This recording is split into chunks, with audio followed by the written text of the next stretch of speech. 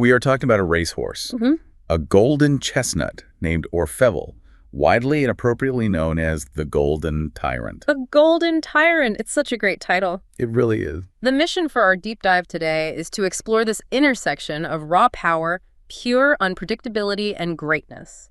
Okay, let's unpack this, because Orfevre's origins do not immediately scream generational talent. Not at all. Let's look at the pedigree first. Sired by the legendary Stay Gold out of Oriental art, with Mijiro McQueen as the dam sire. Elite. Just elite bloodlines. That elite racing excellence is absolutely baked into his DNA. You have the fiery, volatile stamina of Stay Gold mixed with the relentless endurance of the Mijiro line. Plus, he had an older, full brother, Dream Journey, who was already a Grade 1 winning champion. Right. And the name Orfevre even translates to goldsmith in French. The expectations were fundamentally massive from day one. But the reality of his early physical development sharply contradicted that royal pedigree. He was a late fall delivered via C-section. Wow. Yeah, and consequently, he was born small. The breeding farm notes actually describe him as noticeably weak. He was actually bullied by the other foals in the paddock. Which is so common, Ray. It really is. That early environmental pressure frequently forges a remarkably hardened psyche. Which sets up a fascinating dynamic when he finally arrives at the Rideau stable to begin his training. The staff there already manage his older brother Dream Journey. And Dream Journey, despite also having a smaller frame, was notoriously difficult to handle. He was a handful on the track and off it. Oh, yeah. So the stable staff are bracing for impact when Orfevre arrives, assuming that with the exact same bloodline, they're getting another daily nightmare. Yet the early stable notes reveal a striking duality. Inside the stable environment, the daily routine of feeding, grooming, and resting Orfevre was surprisingly docile.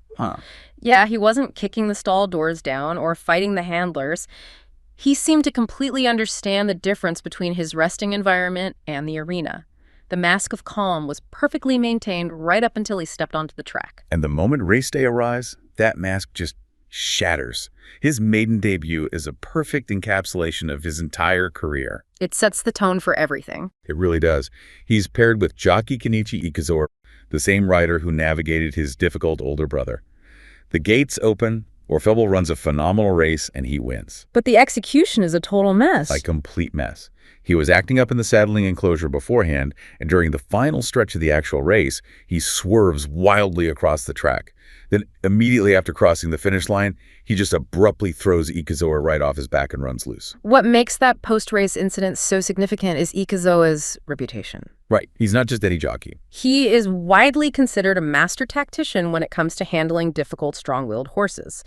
He understands equine psychology deeply, yet even he found Orfevre nearly impossible to rate and control. He won the race, but the execution was so erratic that it actively endangered the process and the personnel. It highlights how difficult it is to project long-term success when the data points are this noisy. And that noisiness persisted. He showed flashes of pure brilliance during his 2-year-old season, but he lacked any semblance of consistency. He was all over the place. Yeah, at one point in the Kyohai Nisei Stakes, he finished a deeply disappointing 10th. Just buried in the middle of the pack, looking entirely ordinary. To understand how he transitions from an erratic juvenile to a cultural phenomenon, we have to look at the historical context of his 3-year-old season. The year is 2011. Right. On March 11th, the Great East Japan earthquake devastated the country. It was an era-defining national tragedy. The cascading effects reached every sector, including racing. Nakayama Racecourse sustained structural damage, forcing the racing authorities to completely redraw the spring schedule. Yeah, the Satsuki Show, the first leg of the Triple Crown, had to be moved from Nakayama to Tokyo Racecourse. Which is a massive tactical shift. You are moving from the tighter, trickier turns of Nakayama to the wide-open, galloping stretches of Tokyo. And into this heavy, grieving national atmosphere steps this unpredictable chestnut colt. Carrying a lot of weight. He manages to win the spring stakes just to qualify for the Satsuki Show. But the betting public still isn't fully convinced. He enters the first leg of the Triple Crown as the 4th favorite. Then the gates open. And he puts together a stunning, undeniable performance, surging past the field to win by 3 clear lengths. That victory proved he had the requisite engine, but the Tokyo Yushun, the Japanese Derby, tested his physical resilience. Because of the weather, right. Exactly. Heavy rains had turned the Tokyo track into an absolute slog. It was sloppy, deep mud. Tactically, a smaller, somewhat erratic horse should struggle immensely in those conditions. Mud requires a very specific rhythmic stride, and if a horse is fighting the jockey or losing focus, the deep surface will drain their stamina incredibly fast. Yeah. But he overpowered the conditions completely. He decisively put away his main rival, Winbariashin, silencing anyone who thought his Satsuki Sho win was a fluke of the rescheduled track. That set up the ultimate test. The Kikishift, the grueling 3,000-meter final leg of the Triple Crown. He takes his prep race, the Kobe Shimbun High, and enters the Kikishift in absolute peak physical condition. And he delivers? He beats Winbariashin again, this time by 2.5 lengths, officially clinching the Triple Crown. He became only the 7th horse in Japanese racing history to achieve that feat since the legendary Deep Impact. In a year defined by national mourning and structural chaos, the public found an anchor in this horse who was conquering everything in his path. But he conquers it in his own distinctly chaotic way. He crosses the finish line, history is made, the crowd of tens of thousands is roaring, and what's the tyrant do? He famously throws Ikazoa right off his back again. Yes. The race announcer is capturing this historic, reverent moment and is forced to literally shout over the broadcast. Yeah. We've never seen a Triple Crown winner like this. It perfectly punctured the myth of the stoic, majestic champion. He couldn't be tamed by the gravity of his own victory. No, not at all. And his dominance wasn't restricted to his own age group.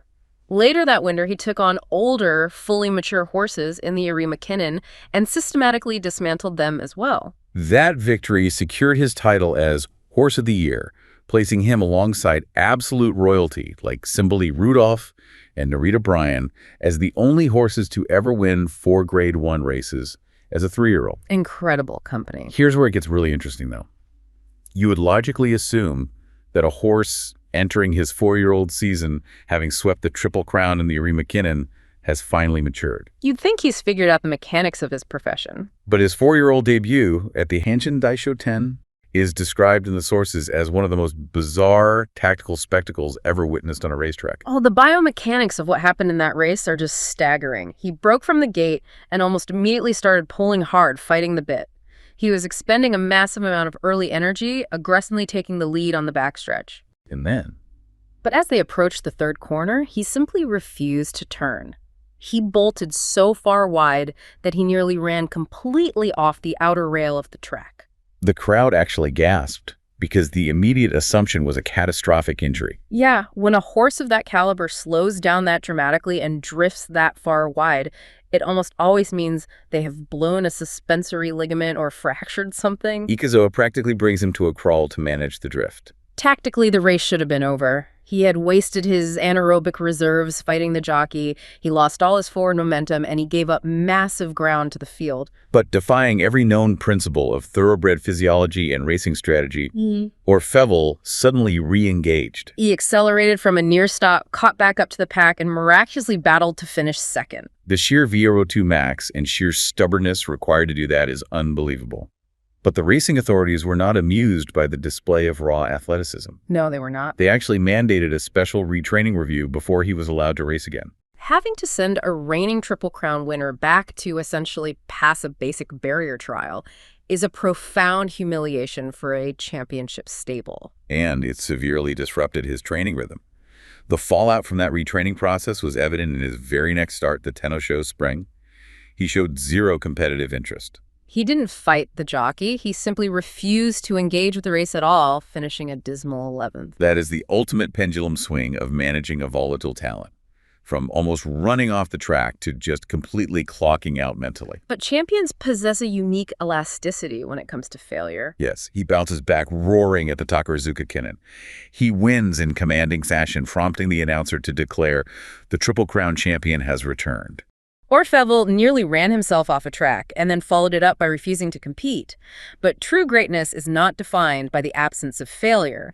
It is defined by the capacity for an immediate, overwhelming rebound. Yeah, his ability to pivot from an 11th place disaster to a dominant Grade 1 victory is what separates a talented headache from a resilient legend. So, with his dominance in Japan reestablished, the stable sets their sights on the ultimate international prize. The Prix de l'Arc de Triomphe in France. Winning the Arc has been the white whale for Japanese racing for decades.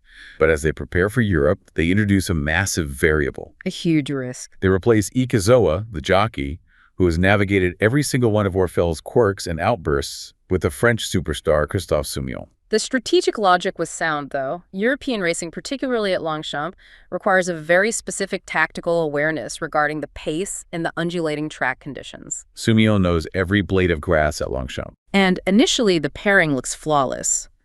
Orfevre easily wins his prep race, the Prix Foy, proving he can handle the French turf, and he enters the Arc as a heavily backed contender. The stage is set for a historic breakthrough. As the field hits the final stretch of the Arc, the tension is suffocating. Orfevre makes a breathtaking, sweeping move from the outside. He is rolling past the best horses in the world with incredible ease. With 300 meters left, he strikes the front. The Japanese broadcast is pure pandemonium. The commentator is screaming, "The chestnut horse is coming from the outside. It's Japan's Orfevre." It looks like the decades-long dream is finally being realized. But then we see the tactical breakdown of raw, unmanaged talent. Just after he clears the field and hits the front, he loses his target. Without a horse to chase the untamed side, his psychology takes over. He drifts sharply inward toward the rail. When a horse drifts that severely at top speed, they lose their forward momentum and break their rhythmic stride. And a long shot named Salimia capitalizes on that exact moment of deceleration and passes him in the final strides. Orfevre finishes a heartbreaking second. It is a devastating loss that spawned an intense, lingering debate among racing purists. What if Ikezoa had been riding? Right, with the jockey who had spent years learning how to physically correct that exact inward drift, have kept him running straight through the final 100 meters. It is the great unanswerable question of his career. But the racing calendar doesn't allow for lingering grief. He returns to Japan and heads straight into the Japan Cup, setting up an unprecedented clash. He is matched against Gentle Donna, the newly crowned Triple Tiara winning filly. It is a genuine heavyweight bout. The reigning Triple Crown colt versus the Triple Tiara filly. The final stretch of that Japan Cup is one of the most intense physical battles you will ever see on a track. Orfevre surges forward, but that fatal flaw reemerges. He drifts inward again. In doing so, he severely narrows the running lane for Gentle Donna, trapping her near the rail. What followed was a pure test of physical will. With her path compromised, Gentle Donna physically pushed back. The two horses were bumping and leaning into each other fiercely all the way to the wire. Gentle Donna ultimately overpowered him to win, with Orfevre taking second. While the steward's inquiry and the physical nature of the finish remained fiercely debated in racing circles, the sheer competitive intensity of those two champions refusing to yield was undeniably spectacular. We're just looking at the facts of that intense physical battle, and it was incredible. He takes that fire right into his 5-year-old season in 2013, singularly focused on redemption at the Arc. He follows the exact same blueprint.